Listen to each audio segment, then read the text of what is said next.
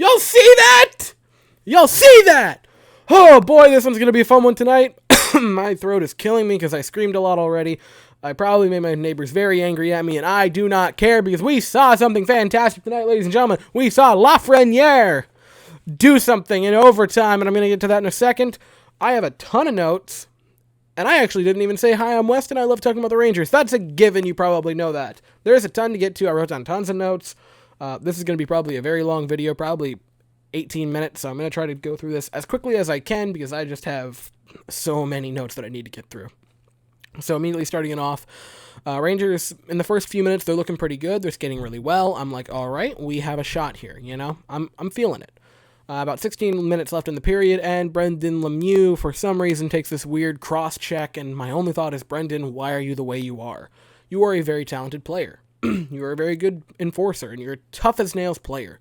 Stop taking stupid penalties when you don't need to. You are costing yourself playing time, which sucks, because I know you can be a talented player. I've seen it with my own eyes.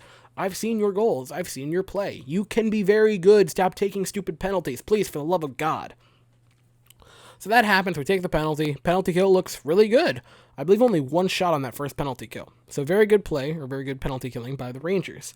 I was very happy about that. About 13 minutes left in the first period, and Lafrenière has the puck in the Sabres zone, and is just kind of doodling around with it.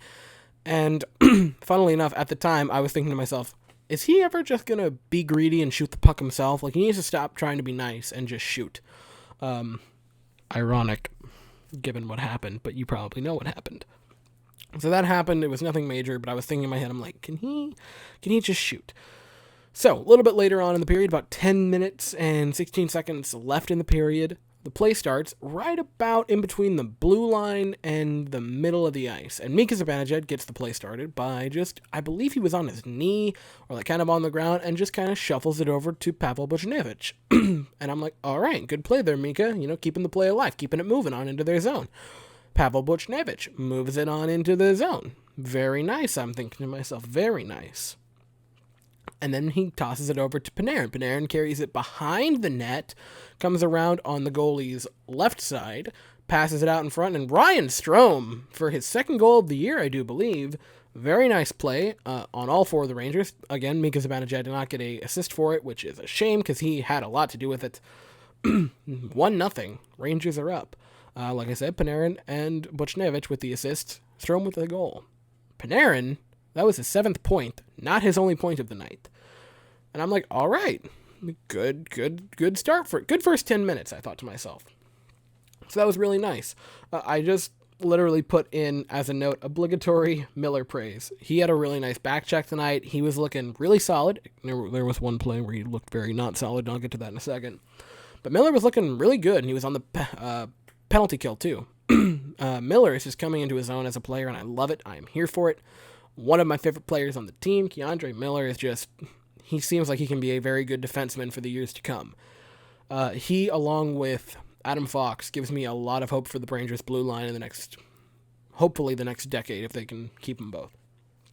So that's all well and good, right? I'm feeling it. I'm pumped up. You know, we're looking good on that penalty kill. So that happened. Great play. That's what I meant to write. Great play at the end of the second penalty kill. I don't remember what the penalty was. Oh, yes, it was Lingrid. That was the penalty. I believe it was a cross-check, if I'm not mistaken. So that happens. They get the penalty. Keandre Miller was on that penalty kill. There was a really nice play at the end of it. I remember now because my note was kind of like chicken scratch.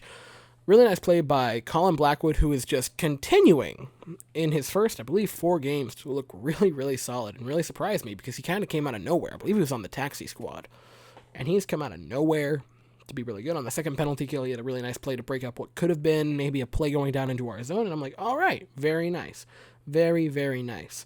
A little bit later on, Lafrenière won a faceoff, and I just wanted to say that because I was very pleased. I'm like, oh, look, Lafrenière won a faceoff. That's pretty neat. So that happens. God, with about 21 seconds left in the period, I'm like, the entire period, I'm like, something bad's going to happen. Something bad's going to happen. I just know it. We're going to give up some stupid play, and we kind of did. It was a nice 2-on-2 rush for Buffalo going into our zone. And Miller, I don't want to say it was on Miller, and I don't want to say it was on Shesterkin. It was just a really, really nice pass and an incredible play by Jack Eichel to just kind of get around Keandre Miller and just chuck it up into the net. And I swear I'm not just being nice because I like both of the players. It was just an incredible play by Jack Eichel to get that goal. A superhuman effort, you might say, to get that goal. And it's 1-1 with about 21 seconds left in the period. And I'm like, I want to cry my eyes out. So that happened, right? So into the second period. Early on in the second period, Panarin took a tripping penalty, or was tripped for a power play. And basically nothing happened on the power play. It was very uneventful. They kept the play in the zone for quite a while, but nothing really happened. It was just bad. Our power play this season has been very lacking, and I'm really sad about that. Sorry that my throat is just completely gone to crap. So a little bit later on in the second period, about 11 minutes left, there was this unbelievable save by Shesterkin, and he didn't really get much work in the first two periods. But unbelievable save by Shesterkin with about 11 minutes left in the second period. There were a couple of players right in his face, and he was just able to make it. So, again, he had a very nice night. Only 2 goals allowed by Shesterkin on 25 shots. Not a bad night for Igor Shesterkin. Sort of rebounded. Hopefully, we can stop bouncing between goalies and actually let one build up some confidence and get on a hot streak. Hopefully this is the start of that. I really hope so. I wrote this down, which is funny because he would score a goal not too far later. I noticed tonight specifically, but I've noticed all throughout the season, Panarin is just playing incredible hockey. I mean, he is full of energy. It feels like he's all over the ice at all times. Whenever he's out there, he just brings this energy to the ice, and just his movements are so fluid. It's incredible, and I don't praise him enough for his unbelievable play, because he's a star player, and I think this weird sort of paradox falls into, and I think this is for all sports fans, but you build up a certain player to a point where you're just like, well, yeah, they're fantastic, they're going to do things like that, and you sort of stop being amazed by it. Panarin is an unbelievable player, and he makes unbelievable plays, and I found myself, through the first few games this year, and even at sort of the end of last year, not being awestruck by the play of Artemi Panarin, even though he is playing like a league superstar and should be absolutely praised for all of just how good he is playing so far for the Rangers. And I just want to put that in there because he brings a special energy with just his ability to make plays, his fluid motion, and how he handles the puck is just truly incredible. Sorry about that. I just had to say that. So a little bit later on, 4 minutes and 13 seconds left, I wrote down Tony DeAngelo had this incredible chance, and he just missed. And at this moment, I'm just kind of screaming to myself, what do we have to do to get a goal? Like, why is it that for some reason, every time we play a team, their goalie, and I'm not saying that their goalie was bad. I'm not saying that any of the goalies we faced are bad. But for some reason, their goalie can just dial it up to 11 and make these unbelievable saves that you'd see on like top 10 reels. And it bothers me that for some reason, goalies are just making unbelievable, insane, crazy shots against us. And I'm just like, come on, what do we have to do to score? And it's killing me. Like we've got to, it's driving me crazy. So 3 minutes and 15 seconds left in the second period. There was this unbelievable thing that happened called Panarin unassisted. Maybe the assist should have went to Ryan Strome, but Panarin just stole it and almost even with the net just buries it. The leg kick came back, and Breadman puts us up 2-1 almost at the end of the second period, and I'm like, okay, we have a chance. We might win. We might do the thing. We might win a game. Artemi Panarin with 2 points. He is above a point a game, 8 points in 7 games. And if I'm not mistaken, it's 3 goals, 5 assists. Artemi Panarin is, again, having an incredible start to the season. So that is, I believe, 103 points in his first, not even 80 games. Artemi Panarin, man. Unbelievable. I just can't believe it. 13-13, or 3:13 left in the game. There was this incredible little thing where Keandre Miller was just kind of doodling around with the puck, and incredible puck handling by Keandre Miller. I'm going to keep saying it. He is coming into his own as a player, and it's incredible. And I just had to say that for a second. 2 minutes and 14 left, and Strome takes a slashing call, and I'm like, okay, why not? Why not do that? Power play for Buffalo Rangers, kill it off. Our penalty kill looked really, really good for the first 2 periods, and it looked decent. It was decent all game, but the first 2 periods, unbelievable penalty kill. Third period, this is funny that I wrote it down. Early on, oh, the follow-up note, that's hilarious. Early on in the third period, Alexis Lafrenière with a wide open side of the net, all he had to do was elevate the puck about this far off the ice, and it would have been a goal, and he missed it. And I wrote, this kid may never score. There's nothing he can do to score. Oh, how irony came back to hit me so quickly. I also wrote this down. They kept mentioning the Rangers' TikTok, and all I could imagine was Sam Rosen doing Corvette on TikTok. That has nothing to do with anything. It has nothing to do with the game. But I wanted you to imagine what I was, which is a 60-some-year-old Jewish man in Sam Rosen doing Corvette. I had to put that in there because it's all I could think about for like 5 minutes after they mentioned TikTok for the second time. So that happened, and then a little bit later in the third period, Ryan Lindgren takes this penalty. Now, 2 things, which I believe both are very true.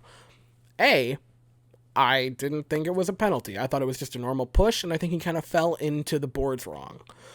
So A, maybe it's not a penalty. I would have let it go. I wouldn't have called it if I were the ref. I am not. I'm an idiot in Florida watching hockey.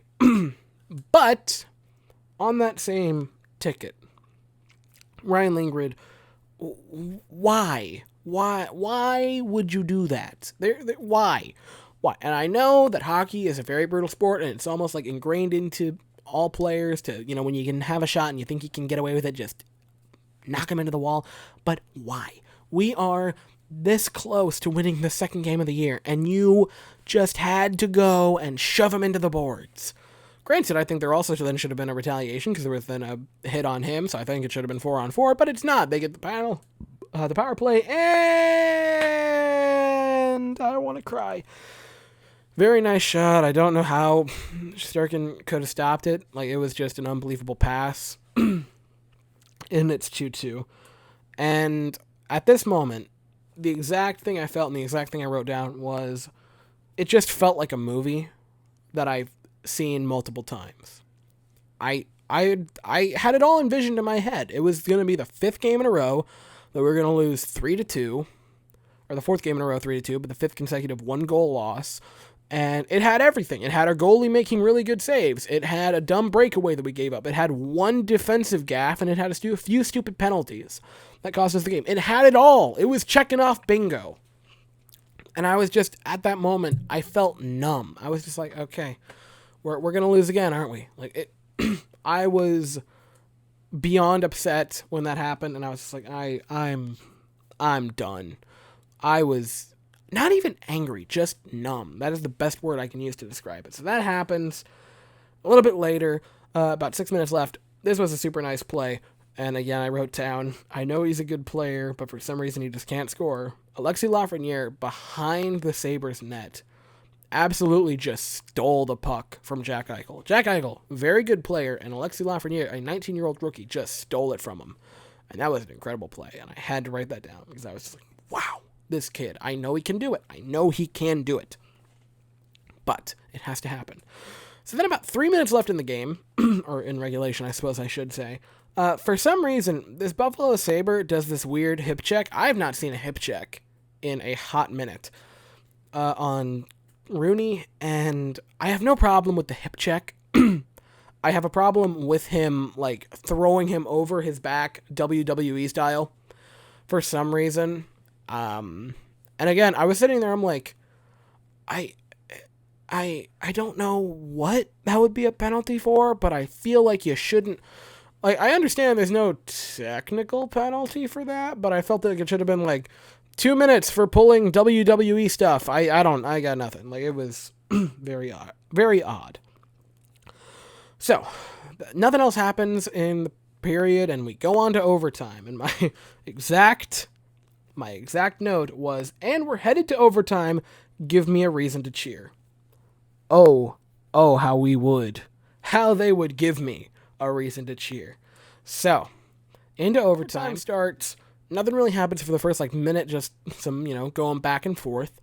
They're getting what looked to be like a 2-on-1 breakaway. And they stop it by a miracle, and then about a few seconds later, Mika Zibanejad gets this really, really good block to mess up a scoring chance, and I was really ecstatic about that. I'm like, all right, we have some hope. And then the thing happened. 3 faces, 3 angelic figures appear on the ice.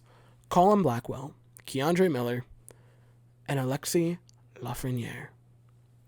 And all I could think to myself was, if Keandre Miller or Alexis Lafrenière scores this overtime, or even Blackwell, really, if any of them score it, the entirety of the Rangers fandom is blowing up. I know myself, if it's any of the 3, specifically, if it was Miller or Lafrenière, I'd lose my mind. And I'm pretty sure I muttered out loud, heck of a time for a Miller to Lafrenière goal. And it wasn't quite that. But play happens. Colin Blackwell helps break up this play, and he takes it into the zone. And it looks like it's going to be a 2-on-1. Maybe a 2-on-2 technically, but he was on Alexis Lafreniere's left, so it wasn't really in the equation. Blackwell takes it in, passes it over to Alexis Lafrenière, and this time, my friends, he didn't miss. Alexis Lafrenière puts it in, and it is the overtime winner to win it! His first goal of his career. My throat is killing me. First goal of his career, Alexis Lafrenière wins it in overtime, 3-2. The Rangers pick up 2 points that are much needed for a moment, at least a moment, until later on, hopefully even after that, the Rangers are no longer in last place with the Ottawa Senators. The Rangers take the lead, not even the lead, they take the game, and Alexis Lafrenière, unbelievable time for your first goal. I lost it. I think the last time I reacted that hard to anything was probably Correa's walk-off in Game 5. And I also want to say this. Blackwell had the assist. Colin Blackwell, I'm not going to say he's going to be a superstar or a top 6 player, but I think he can be a very, very solid third-line player for the Rangers down the road. I know it's only been a few games, but he's looking very solid. Another player who looked very solid, Igor Shesterkin. I know you might say, well, he gave up 2 goals on 23 or 25 shots. Is that really good? He had a very nice game. 920 save for the game. Only the 2 goals let up, like I said. And he looked good. He made a lot of really high-quality saves. The 2 goals that he gave up were both super hard to stop. It was Jack Eichel turning into Superman for a moment, and a power play was just a sick shot. Or a sick pass, So I'm not going to be that hard on him. It was a great game. We won. We can finally celebrate for the first time since, God, when was it? The Islanders game, 2 weeks ago. We can be happy, Rangers Nation. We can celebrate. My voice is totally hoarse. And that is all I have to say. I believe we play the Penguins on Saturday. I want to make sure about this before I just say it and, you can tell what I was watching. Yeah, Rangers play on Saturday against the Penguins. So that is all I have to say. Thank you all so very much for watching. I hope you all have an absolutely fantastic day, and go Rangers.